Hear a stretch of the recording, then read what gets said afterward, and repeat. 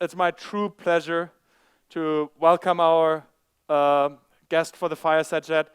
Vladimir Danila is an amazing founder and entrepreneur. So he has a story that is absolutely mind-blowing.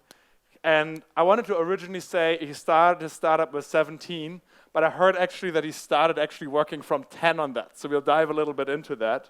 So that is like truly amazing. To give you a little bit of context, Vladimir has started Linearity, and he's garnered a lot of acclaim and attracted over 35 million euros in funding from prestigious investors such as EQT Ventures, who was present here as well. The products span across the creative industry, empowering professionals at companies like Disney, Marvel, BBC, and Apple. Some of the best companies in the world use the product that you have created as a passion project.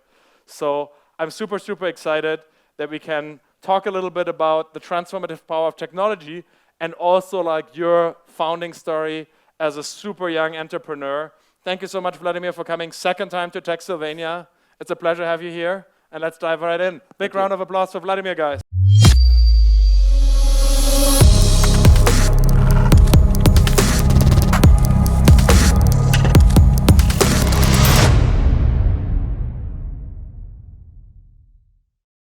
I talked a little bit about your founding story.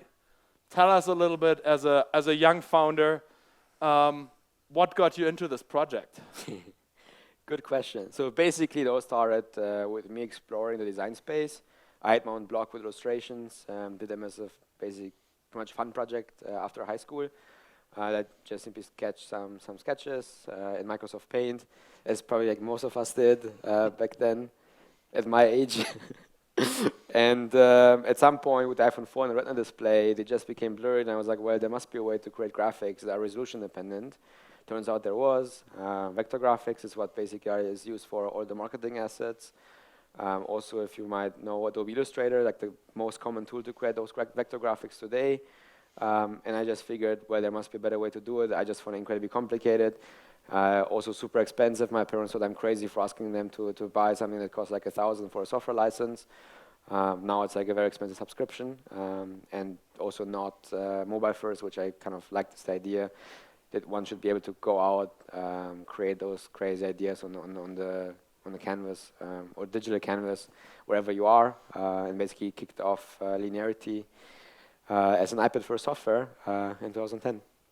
Yeah, this is really cool. I mean, I can very much relate to the pain of using Microsoft Paint. I also then like tried to get in Adobe and figured out that this is too complicated for me. So I said like, okay, design is not for me. I let others do it. But I love that you're like basically from your own pain, you create something that you're really passionate about, right? Like that's kind of like the genesis, that you're just like try to solve one of your own problems. And that's out of it that such a large and like powerful company has emerged. So congratulations for that. Very cool. So since you've like been doing this now for 6-7 years, how has your perspective about like innovation and entrepreneurship evolved since you got into this? Yeah, so when I founded the company in 2017, I kind of thought, I mean, back then the most common games were like Pooh and Flappy Birds. So my expectations were that we just simply put it on the App Store and then it takes off overnight. Doesn't need a lot of things. I remember pitching to the first investor saying that we're going to do 10 million in revenue within the first 3 months. They was like, yeah, sure. I was like, no, this is how it works. So my expectations were kind of reset.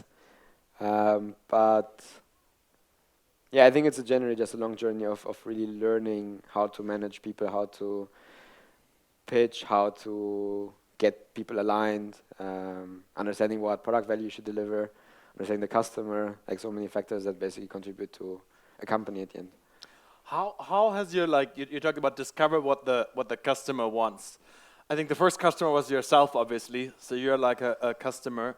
How much are you like? Where's your philosophy on this right now? Is it like very much you're building a product that you first and foremost love? Are you going like more like sophisticated, like studies, research, all of that? How has your journey on that been? So it all started with using my sister, who back then was 6, as the main test driver. I still have some pictures on my phone with her scribbling, like those typical like children images that you put on the fridge with like a house and like the sun, and this is you, this is your dad or our dad. But yeah, that was like the roller, and basically how we started as this probably the most simplest design software out there. And by now, of course, it's also influenced by a ton of users. So we have like 500,000 active users that basically give us a ton of product feedback along the journey. Also, when we raised the first round, we did something that is quite unusual, especially for Europe. We said we're going to make everything free. Used to be paid in the first week. Then everything was free, and basically that enabled us to really collect as much user data as possible and really iterate with the user. Also, down the journey, we understood that we actually just kicked off something that basically was a part of a big problem, but an even bigger problem was dependent on having a design tool, which is how to create marketing animations, or like those typical ads that you see with basically like, you probably do them at Grab as well. Definitely. Having a cab, and then the text is animated, flying in, saying, hey, this ride is like 99 per minute, whatever. And those are incredibly expensive, and a ton of people have used Linearity Curve to create the assets for those animations and then hand them off to agencies, where you end up paying like 20K or so per animated minute, plus a ton of overhead with the people, very terrible collaboration. And we said, okay, we can do this better and make animations as easy as creating a PowerPoint animation. So that was in our second product, which we just launched in February, and has seen quite a lot of traction since then, of really combining basically a product platform from creating designs all the way up to animating them as easy as PowerPoint slides. Yeah. I love that, right? Like it's like many times, and I fall trapped to that as a technologist, is people think complex technology needs to be complex, right? Like, but that's not it, right? Like ultimately, your technology needs to be complex, that it's super easy for the user at the end of the day, right? Like, so that's why I love the story how you used your younger sister as unpaid labor. So that's a good way to get like a startup off the ground, to get people, right? Like, and that's smart, right? Like, because basically, when like the users that are not experts, they haven't been trained forever, if they get it, right, like then like everybody can get it. So I love that, like kind of like that maniacal focus on simplicity and making it like easy to understand. So looking into your founding journey, what is like some advice you would give to young entrepreneurs in their audience who are hesitant to say like, oh, I don't have experience, I don't have the resources. What's kind of the advice that you would give to folks that are facing those problems? Good one. I would definitely try to get help as soon as possible. One from an advisor or advisory generally that is not part of the business, who's completely independent. I guess I did that way too late. And the second part is also try to get someone in the company who has done it before. I basically thought that I can try to figure things out myself. Did a lot of things, but still not everything. And I waited way too long to hire our COO, who basically really started building with the company and not trying to micromanage everyone and trying to basically run a 5-people team. Now we are basically 60 people, and jumping from no experience to running a 50, 60 people business is quite impossible, I would say, without really having experience how to manage people and so on. So, yeah, I can 100% agree to that. Right? Like I think first time is, and I think it's a very common thing, right? Not only for founders, but for people. Once you start like managing a team, you know what you're good at, and at least for me, right? Like, and tell me if this is like similar for you. Your instinct is that other people would operate in the same way, right? Like you oftentimes, right, like if you're very good at something, then you give people solutions instead of like helping them to get to your level. Right? Like, so I think like early in my career, I was like being a coder and stuff like that. Right? Like I think there's like you're always like, oh, I'll jump in and solve it. But then when you go to like 5, 10, 50, 100 plus people as you're now, right? Like that obviously doesn't scale. You can't solve every problem at the company anymore. So I think that's a good one. So you shared about like getting advisors, especially getting like independent folks in there that kind of like help you think through your business.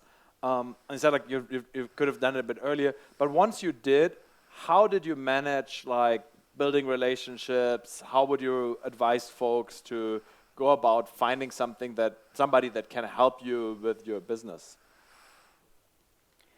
Going to those events definitely helps. Thanks for the Connecting, plug. connecting here. Also, and I guess I did have a big bonus given that I started everything when I was 17, and everyone was like, "Oh, look, the 17-year-old did this and this." So that one helped, and then it was easy to kind of get intros to people because of it. But I guess generally, regardless of that, probably if you build something that's really awesome, people always try to help. I never had experience where someone was like, "Oh, I know this guy, but I don't like you. I won't do the intro." Um, so yeah, proactively go to people who might be able to help. If not, outreach on LinkedIn, like, "Hey, I've built this. Want to talk?" In most cases, people reply either that it's interesting or not, or yes, I have 5 minutes. So Yeah. yeah, going out and really trying to connect with people, that helps. And that is like so true. Right? Like really, most people try to be helpful. Right? Like I think it's like at the core of like human nature. People just try to help other people because people generally, like most people, thankfully, want other people to succeed and help. Right? Like and as you said also, right? Like even if somebody doesn't have time, like if you get out of 10 people, 3, 4 helping you, then you're already like far, far ahead. So I think that's a good lesson. Um, and talking along further on your like early journey, was there any pivotal moment in Linearity's journey where you really had to make on like a difficult decision that you would say like shaped the company? Yeah, we had a bunch. I think one of the moves that was quite not understood by everyone was basically when we said, okay, we have one project that's going really well, but we also feel like we want to extend and really capture the entire problem line, which is basically how we ended up at the animation space as well. Even though everyone would be like, well, logically speaking, you have one product, focus on that one first. Don't try to do two products at the same time.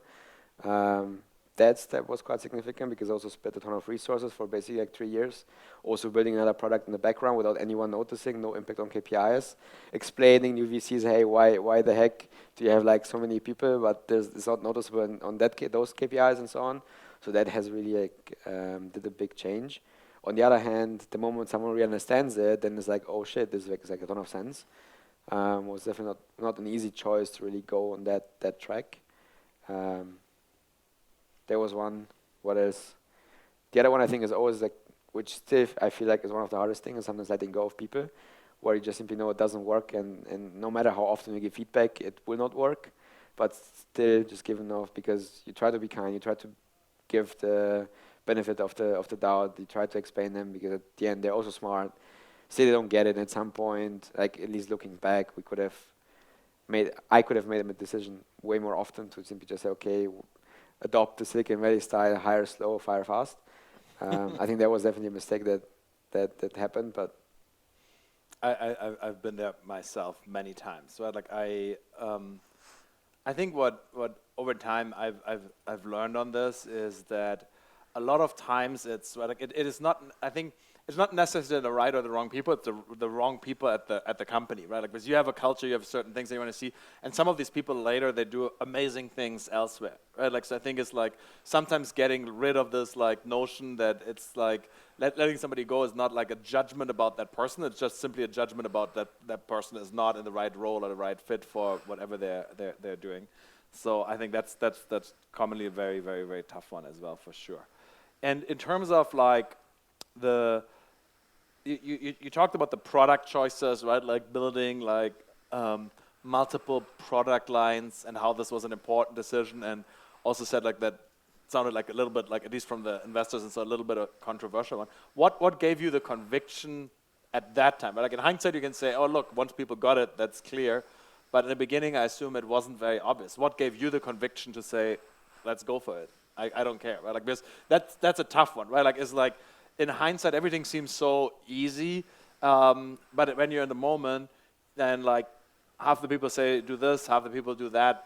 As a founder and CEO, you obviously need to make a call. So what gave you the conviction to say, no, let's go the difficult path? Why build one product when we can build 2 or 3? two. 2. Okay, sorry. But with the cloud 3. But anyway, no. Ultimately, it was the customer. It was the people using the product really telling us that they use our software to create the assets for animations where they don't have a tool and where the entire space is so complex and so expensive. And they don't have something that really helps them. So you listened to customers and said basically, yeah, you recognized the pain and said like, look, it's worth solving that. What is kind of like your North Star for your like company? What is like kind of the thing that you said like, if you have to prioritize, that's like where we put like #1 focus on? Number of assets exported and how long it took for them to create them. Okay, so basically like the people, like the usage, and then basically the simplicity of that usage is basically what that represents. Okay. Oh, that's great, right? Like, I mean, many cases, like people, and you I think said this earlier, right? Like, you want to be kind of like the Apple of design tools, right? Like, that's kind of like the simplicity is like obviously essential of that. Okay, extremely interesting. So, I think let's switch gears a little bit, since you're also like, I mean, obviously in the midst of this generative AI, how it's transforming graphic design, how it's transforming the marketing industry. I mean, you're right at the source. A lot of people have like, I mean, extreme positions go from like, it doesn't matter, it's not good, to it's gonna replace all the jobs. What is your view as you're like at the source of that? What's gonna happen in the next few years? So it's interesting what the users or the basically the designers think about it at the first glance, because we launched our own cloud ultimately at the same time when Gen AI started picking up, and the initial reaction from everyone was, "You just did a cloud to train on our data, and to basically collect our data to then train Gen AI to basically replace my skill set with your product to have non-designers use your tool." And we're like, interesting thought, especially because it came up so often in the product feedbacks. And it wasn't even the case. We just simply also had a ton of feedback that people wanted to sync their files across their devices and ultimately have collaboration and commenting and all the stuff that we now know from Figma.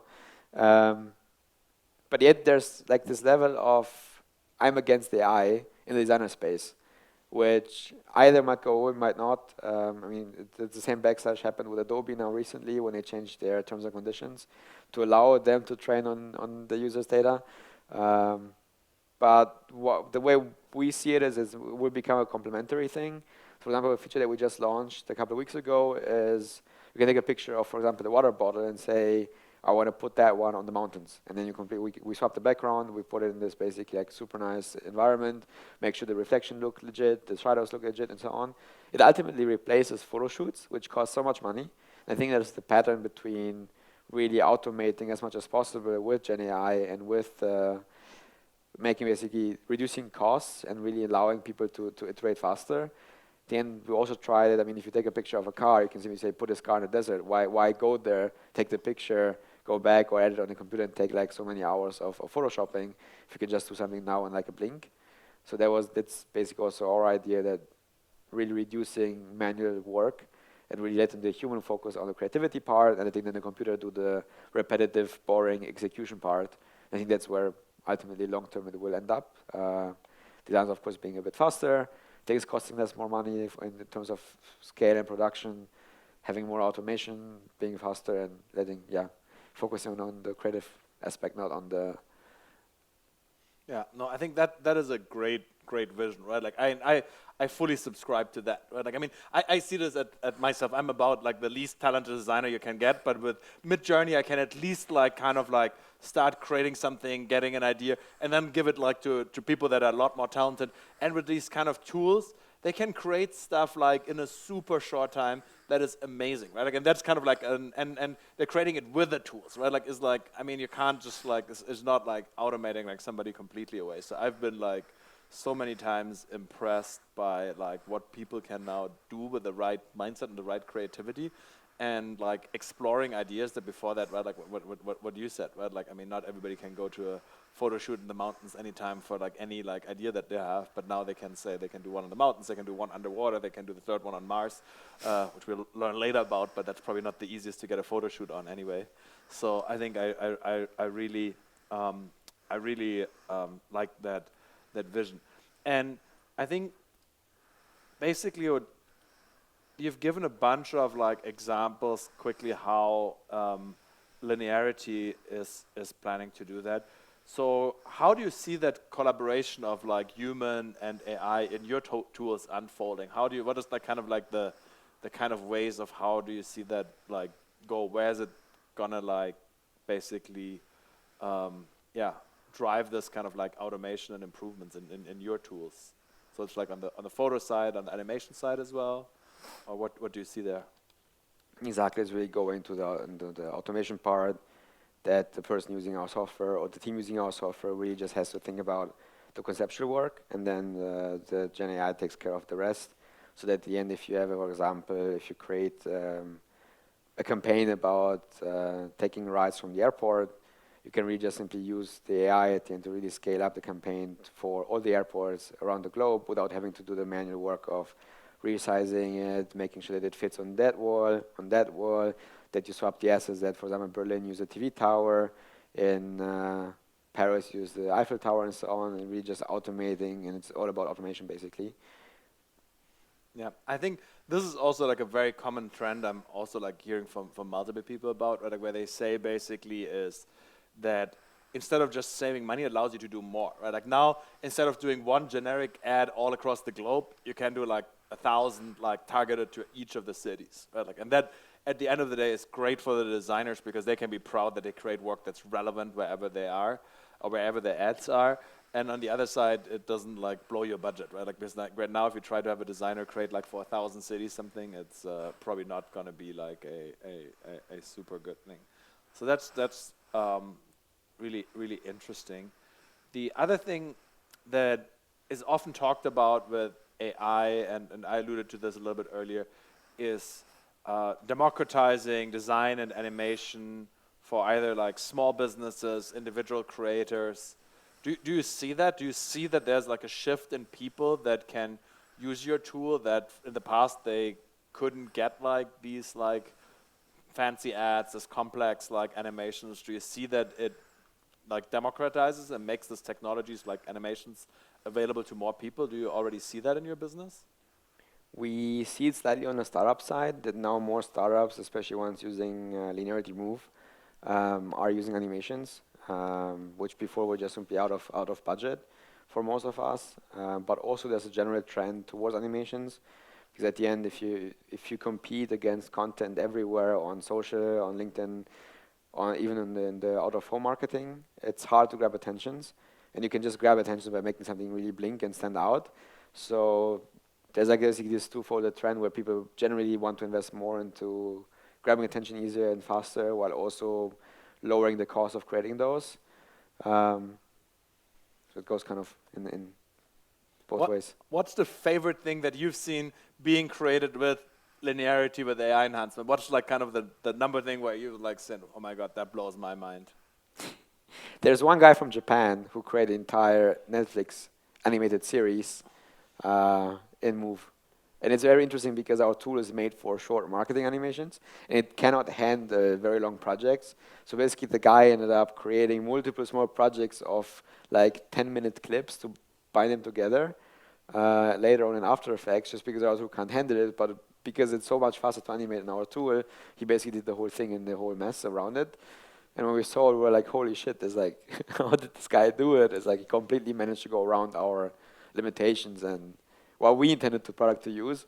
The product, then I had a long discussion with the product team where they wanted like, let's focus more on like movie making. I was like, no, we stick to our vision.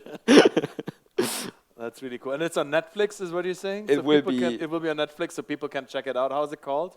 No? I don't know if I can mention the name. Okay. Anyway, so that is really cool. Like that's kind of like, I think that's also the power that I've seen many times. When people love your tool so much, they use it for stuff that it's not intended for because its core is so good. Like you said, that I think is like a good sign of like product market fit for something. If people like try to bend your tools to do more, I think that's a good signal. But maybe also like going a little bit in what you said. So in this case, you said like, hell no, we're not going into movie making and doing like full feature things. What like, because like earlier Ted like, okay, let's take on more. In this case, no, let's stick focused. What was the rationale behind that? So we say we're going to basically tap into the market. If you look at the design space, you ultimately have Adobe, which is super unfocused, doing everything put together by acquisitions and kind of trying to make it work. Then you have Figma on the product and engineering side. Then on the marketing side, there isn't really something. There's Canva, but it's more of the non-professional design area.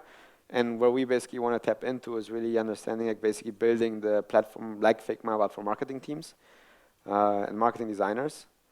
And movie making, it just didn't feel like the right extension, even if we could squeeze a bit more revenue out of it. It's just not, just don't feel like it's really part of the core vision to really get that market first. Of course, maybe in like 10 years, once we're there, it's a different story. But right now, it's just so far away that it's just a cool thing to watch. And we understand how they manage to get around the limitations and how they build it, but not more than that. Yeah, it's really important to know when to say yes and when to say no as well, right? Like, I mean, that's like the old mantra that like saying no to many things is as important as saying yes to many things. So kudos for sticking to your core vision. And in terms of like generative AI, so I think you talked a little bit about like image generation.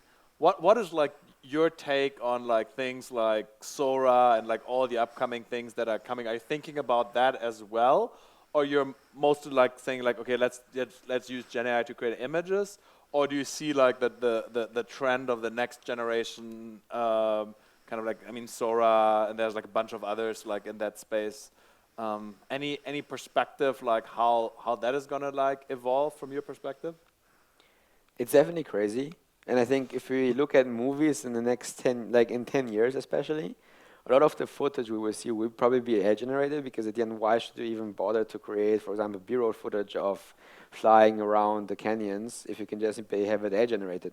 And if you need something like a small tweak, just generate it, right?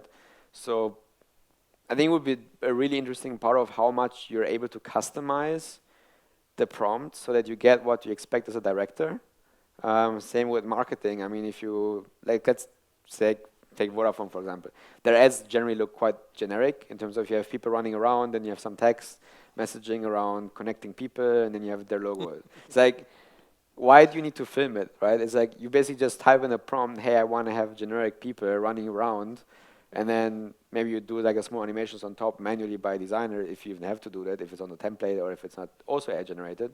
And then you add the logo jingle in. So like I think the entire way of working will be different. So, all right. Yeah. I'm really looking forward to that. Speaking of which, right, like as you're like also always like learning and adapting to things is happening as you go, how do you keep yourself educated in this space? Do you just like play around with cool new stuff? Do you just like hack and code like yourself, like some hobby projects? How do you stay up to date these days in like the super fast moving world with AI? But like at least I get up in the morning and like scroll my like Twitter feed, and there's like 20 new projects coming out, and I'm like, okay, here we go. I think you mentioned Twitter. Like for some reason, I love Twitter, or now X, whatever you want to call it. But yeah, you just get so much condensed information. Even in general news cases, you often find out on Twitter before it comes out on the general public news pages. So it's just like so great in terms of condensed information. Yeah, and then of course reading some blogs, some finance papers, but mostly Twitter. Do you still find time to code these days? No, but also the engineering team kicked me out of the they revoked access. All right, I wanna hear the story of that brave soul who banned you from your repo. I'm sure that's like the Kickers engineers is like, okay, no more Git access for Vladimir. That's quite cool. All right, so do you have a vision, like kind of like broadly speaking, like for the collaborative design workflows, like in this world of like AI and like also like kind of like remote work, people working together? What's kind of like your broad vision where you think your space is going to go towards? Thing really end up in a position where basically the human gives a direction of what they envision in terms of creativity, in terms of visual style, and then the computer takes care of like the execution part. it's kind of like probably like the way the creative director works now and how they try to, for example, in a movie, something very complex like Star Wars, where you make sure that everything looks cohesive. While even though you have like maybe, I don't know, 50 designers on set really iterating on the different items. So probably, yeah, just basically having this brilliant mastermind, giving the direction, and then the computer taking care of the rest. So we all can be like directors of those kind of things. Do you think it's going to be mostly like people interacting with like the traditional way it works now with like language, like typing some things? Or do you think there's going to be lots of other modalities, like you're uploading a mood board, or you're like, I don't know, other ways? Do you think like the current wave of language models that is primarily like a text interface is the way, or what is your kind of view on the broader interface that people are going to interact with these tools? I think it would be a scribble board. So basically you can sketch, okay, here I want to have a tree, here I want to have the house, there you have the character, it should move like in that direction. So I think it makes more sense than really trying to make it by voice or by text. Probably it's a hybrid, but logically speaking, I think it's much easier to show what you want than to describe it. That makes a lot of sense. I think, yeah, I mean, this is, I would love to have like access to something like that. So I'm looking forward to like you building that. And since you have like simplicity always as a core tenant, I think, yeah, it would be quite good to use that. So going back like for the final few minutes on like your founding story. So now, looking backwards, everything you like know about building a tech company is you talked about like you wish you would have like had advisors earlier in the journey. Yesterday somebody like said like kind of for them it's like 20 years is where you have really like the dent to make in the universe. So I think you have, depending how we count, you're 14 years in, like if you count like from the way that you started working on that project. What has kept you going for such a like long time consistently working on one problem? And what keeps you going now, going in that further? Good question. The product feedback, also really seeing how things evolve. If I look at screenshots of how our product looked like 3 years ago, I have to start laughing. If I look at it, like my original version 0, basically, I did like very weird stuff, like putting a cursor upside down just because I wanted it to be different. And like I guess like really looking at the change, even if you basically just continue doing small steps which don't seem that significant. In the day-to-day, if you look back like a couple months ago, it completely is noticeable in terms of, wow, we did this as a team in such a short time frame. At the same time, looking at the users, what the users create. If you go on Instagram and look for what people create with Linearity Curve, it's like mind-blowing. Like also the guy from Japan creating the entire movie in Move, where basically I can, once it comes out, go to my mom and be like, look, this was created in my software. It's like, so. I think this is what you're saying is such an important thing, where like the joy of helping other people to create, like that's a very, very powerful thing. Right? Like it's very, very obvious. So like when you like say like, hey, look, something on Netflix was created with the tool that you and your company built. That's obviously pretty powerful.